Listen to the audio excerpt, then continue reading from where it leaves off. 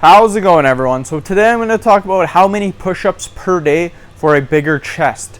Now before we get started, please subscribe to my channel if you guys haven't already. I do appreciate the support. It helps my channel grow. Also, if you're interested in online personal training, simply comment below in the comment section.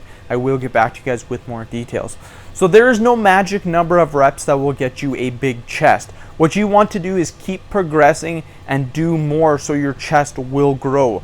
The number one tip that I can say is to have perfect push-up form.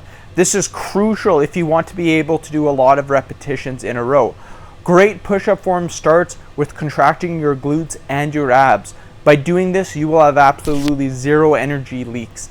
The next area where people generally make mistakes is having their arms and elbows flared out to the side. And at the end of the video, I will show you guys proper push-up form. I'll just explain it right now, then I'll show you guys how to do it. So again, a lot of people, they have their elbows flared out to the side. They don't contract their glutes or their abs. This is bad form, and you will hurt your shoulders over time. You want to have your elbows at around a 75-degree angle, you guys. So like this, not like this. It can be a little bit less if you have longer arms. Make sure to tuck your elbows as you perform the rep. Another mistake is people generally touch their head to the ground first. If you want your chest to touch the ground first, this is good push-up form. After your form is perfect, make sure you have a solid workout plan with proper progression. I do offer online personal training for only $25 Canadian, around $19 USA currency, and I can help you guys out with a plan if need be. With the workout plan, I highly recommend that you guys add repetitions as your way of overloading. There are so many different ways you can progress in a workout program, such as adding sets, adding reps, increasing time under tension, increasing the range of motion, adding weights.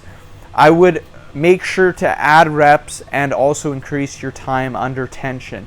Do this for a month and you will see some crazy results. Again, if you guys are interested in a program, comment below and I can make you guys a program for cheap. So I'll show you guys how to do the proper push-up form now.